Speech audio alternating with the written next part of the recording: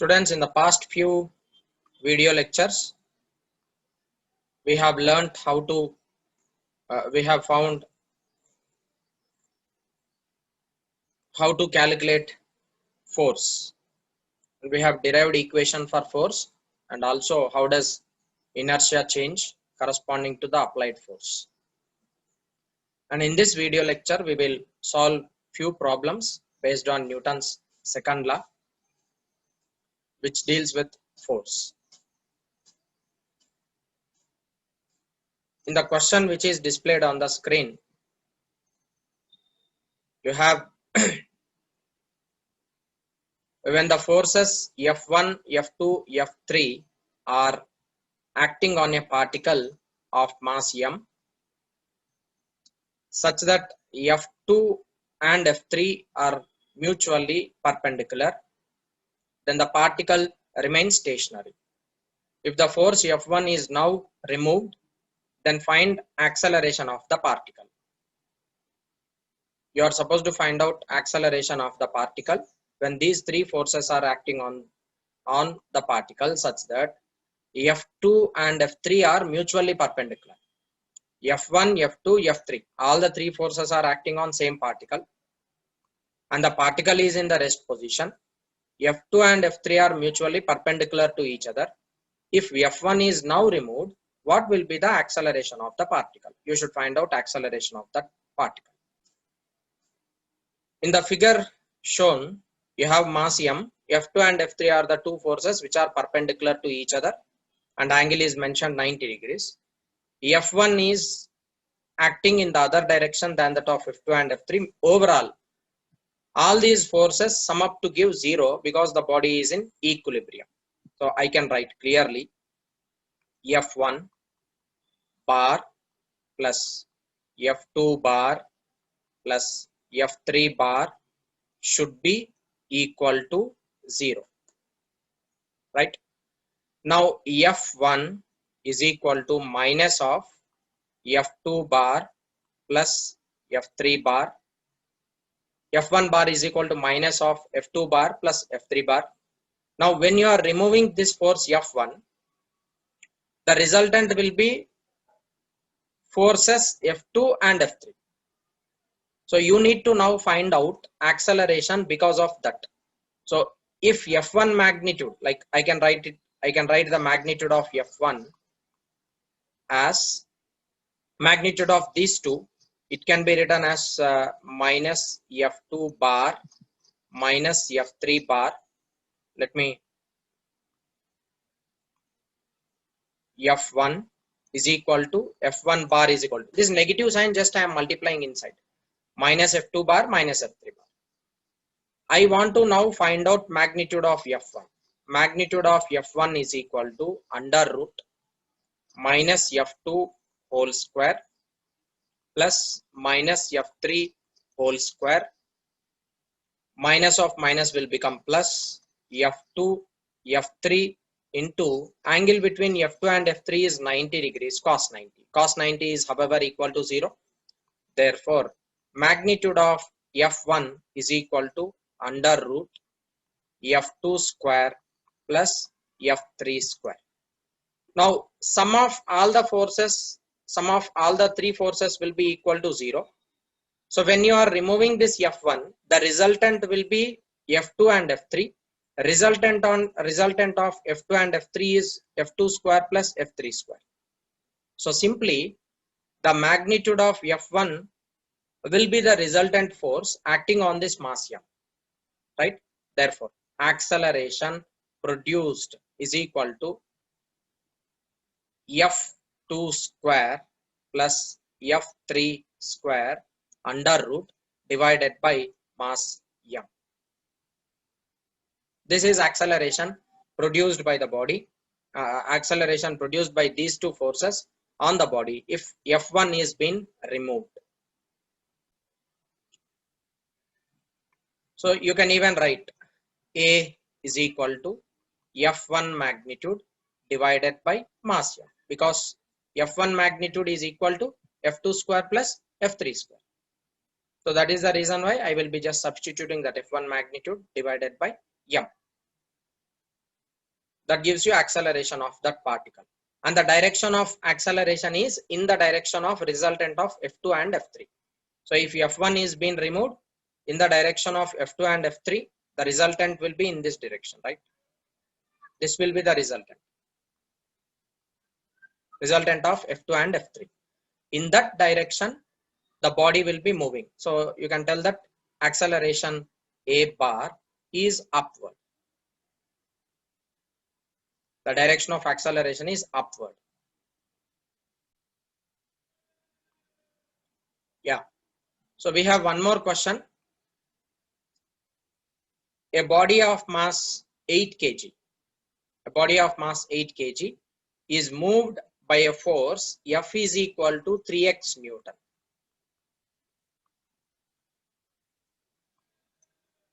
F is equal to 3x Newton. Here x is a variable where x is the distance covered by the body. Initial position xi, that is equal to 2 meter, and final position x final is equal to 10 meter. If initially the body is at rest, find the final speed of the body. You should now find out the final speed of the body. Now, whenever you are being given these type of questions where f varies with x, as x is variable, the force acting on the particle is also variable. Like for example, if x is equal to 0, then force also is equal to 0. That means when the particle is initially at 0th position, force acting on it will be 0. If suppose x is equal to 1 meter, that means at a distance 1 meter, what is force here? Force is equal to 3 Newton. Similarly, if x is equal to 2 meter, force acting on the particle will be equal to 6 Newton. What is your observation from this? Force is variable with respect to position. Force is changing with respect to time. So when you are taking a particle, like this is x-axis, and I am considering x is equal to 0 here, x is equal to 1 here, x is equal to 2 here, x is equal to 3 here, so on, x is equal to 10 here. Now there is a particle, that particle is starting at some particular point, x is equal to 2 meter. Particle is starting at this position at x is equal to 2. Right? It is starting at x is equal to 2.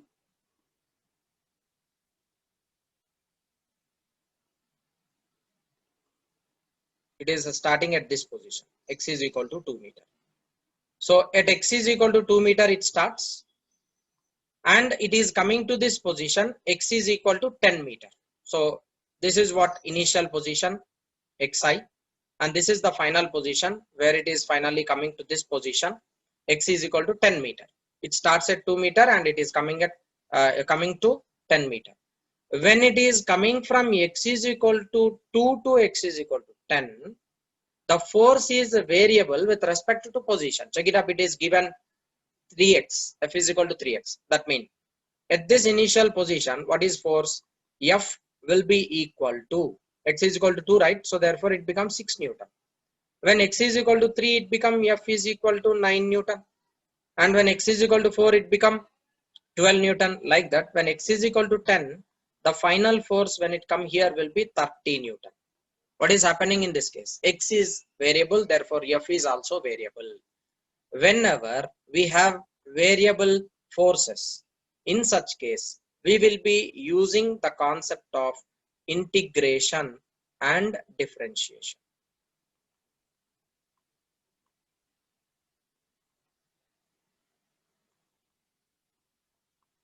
We will be using the concept of integration and differentiation, and we will solve this particular problem. So as it is been given, f is variable with respect to position. So therefore, we will be using f of x is equal to m. M is mass. Mass of the object is not changing with time. And into a. A is acceleration. This can be written as m into a can be written as dv divided by dt. I'll just multiply this numerator and denominator with x. Okay.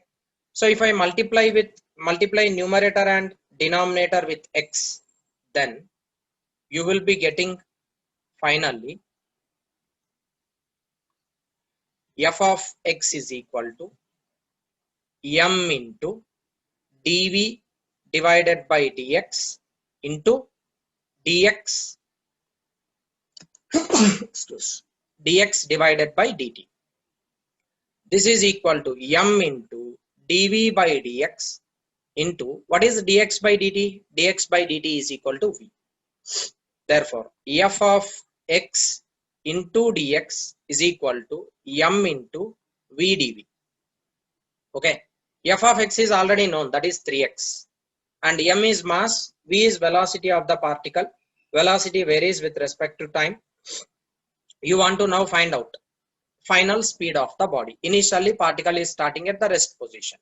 So what you need to do, just integrate this in between the limits. X is equal to 2 to x is equal to 10, because starting position of the particle is x is equal to 2 and ending position of the particle is x is equal to 10. Velocity, initially particle is at rest, so therefore initial velocity is equal to 0. Final velocity is v, that you should find out. Now substitute f of x in this expression. Integration x is equal to 2 to x is equal to 10. 3x dx is equal to mass m into integration v dv. Limits are from 0 to v. Now 3 is constant, you can bring it out. 3 into x dx is x square by 2 and limits are from 2 to 10. This is equal to m into integration v dv is v square divided by 2. Limits are from 0 to v. And this is integration process which we have already discussed in motion in one dimension. If you do not know that, please watch the videos of motion in one dimension. There we have discussed concept of integration and differentiation. Now 3 into upper limit you need to substitute here. 3 by 2 into x square divided by 2 square is equal to m by 2 into v square minus 0, because upper limit is v, lower limit is 0. Upper limit is 10, lower limit is 2. That is 3 by 2 into 100 minus 9 is equal to, mass of the particle is given as 8 kg. 8 by 2 become 4 kg into v square.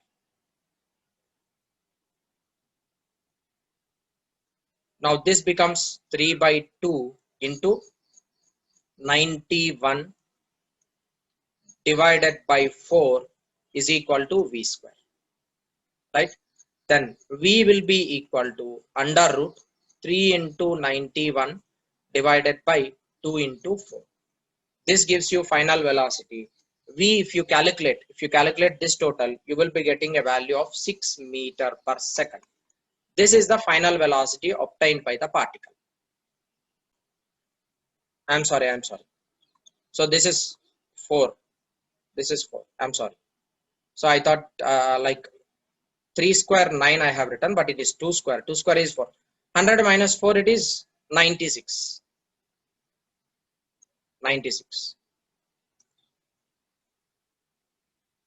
96. That if I substitute, you will be getting answer as 6 meter per second. Often in hurry, when I make such silly mistakes in calculation, kindly excuse me. Please correct it.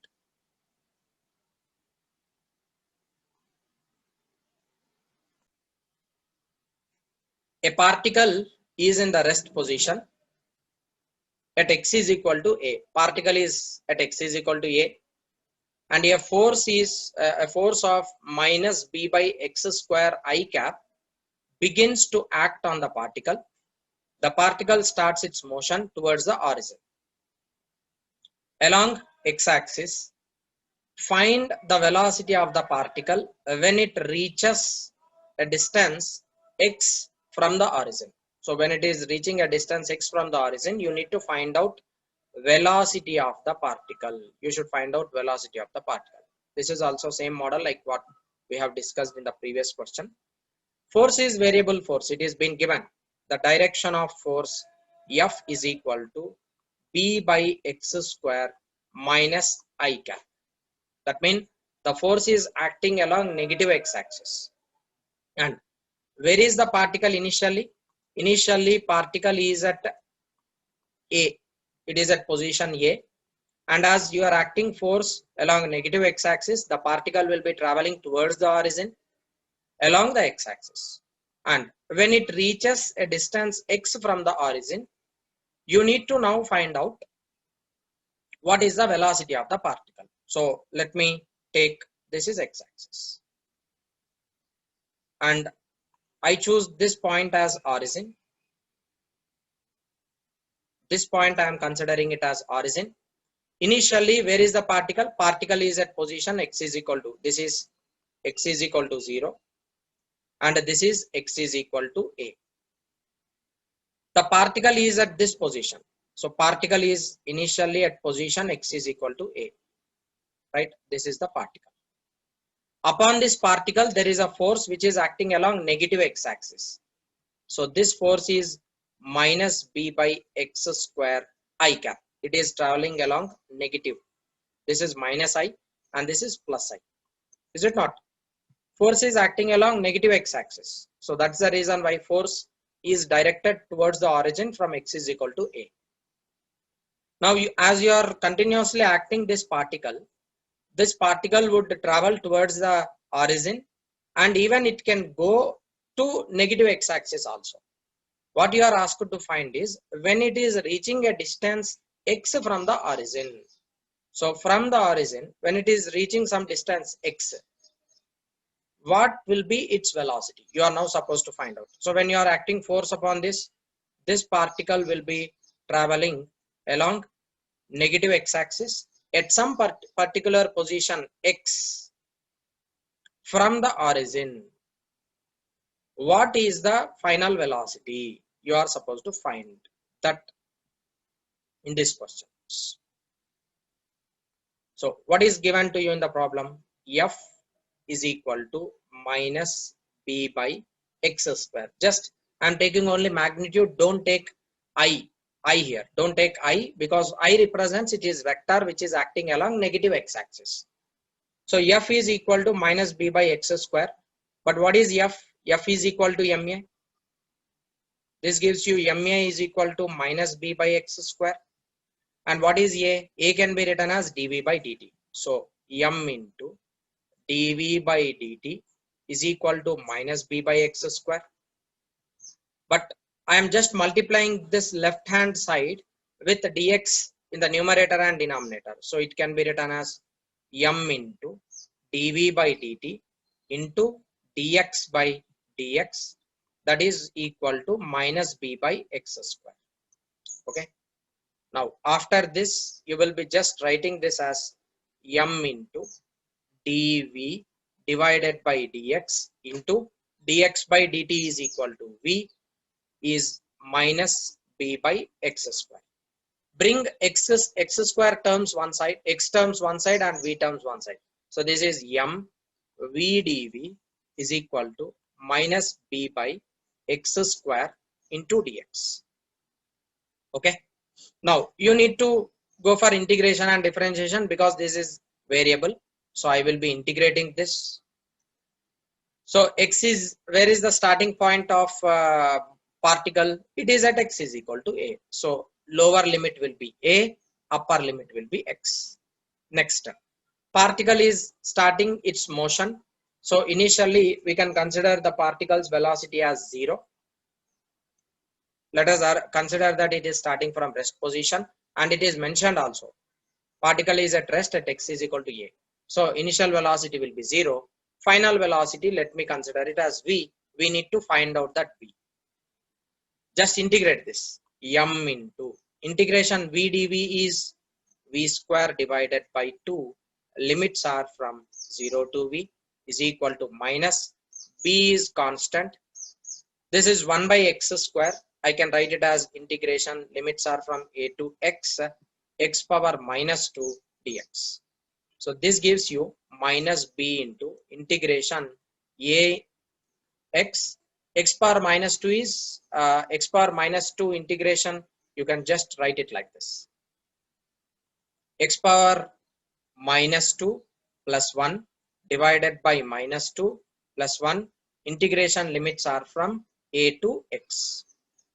Okay. Now m by 2 into upper limit is v square minus lower limit is 0 is equal to minus b divided by minus 2 plus 1, it is minus 1 into x power minus 1. Limits are from a to x. Minus minus gets cancelled. This is m v square divided by 2 is equal to b into 1 by x. Limits are from a to x. This is b into 1 by upper limit is x minus lower limit is a, 1 by a. Now from here you can write velocity v square is equal to 2b by m into 1 by x minus 1 by a, where v is equal to under root 2b by m into 1 by x minus 1 by a. This is the final expression for velocity of the particle when it is reaching the position x. A bus moving on a level road with a velocity v can be stopped at a distance of x by the application of retarding force F. The load on the bus is increased by 25% by boarding the passengers. Now, if the bus is moving with the same speed and if the same retarding force is applied, the distance traveled by the bus before it stops is dash. It's very simple problem. You have a bus. There is a bus here. Bus is moving on a level road with velocity v. This is moving with velocity v. Definitely there will be engine for the bus, and as you go on pressing the pedal, acceleration pedal, it get accelerated. Engine will apply force upon the bus. As a result, whole bus will be moving with constant velocity v. If there is force F applied upon this bus can come to rest position by traveling some distance x. So it can travel some distance x, and this bus can come to rest position here. So final velocity will be equal to 0, and this force F is retarding force.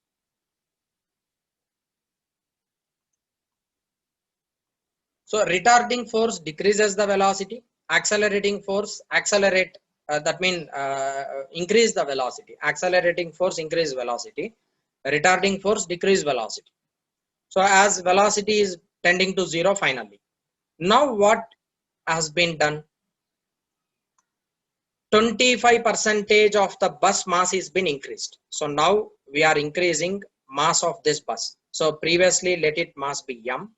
Now its mass is m dash.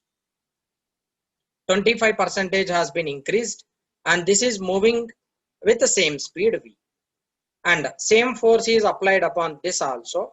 It will be coming to some distance x dash because you are applying same force, but mass of the bus is being changed. Therefore, it cannot travel same distance. It will be traveling less distance than that of the previous case. That distance I am considering it as x dash. Finally, its velocity tended to become 0. Now you are supposed to find out what is this x dash. What distance it travel before it comes to rest. Okay. Now let us consider mass of the bus. Initial mass is m. Initial mass of bus is m. And what about final mass? Final mass of bus is equal to m dash. This m dash is equal to m plus 25 by 100 m, because mass of the bus is increased by 25%. That is the reason why initial mass of the bus is as it is. Already mass is m, and what has been now done, because some passengers are getting into the bus, its mass is increased by 25%. ఉన్న mass కన్నా 25% increase అయింది కాబట్టి mass m కి 25% add చేస్తాం మనం. So m dash is equal to m plus 25 by this gives you 1.25 m. This is m dash. New mass m dash is now obtained. So it is just 25 by 100 is 0.25. 1 plus 0.25 is 1.25. M is as usual.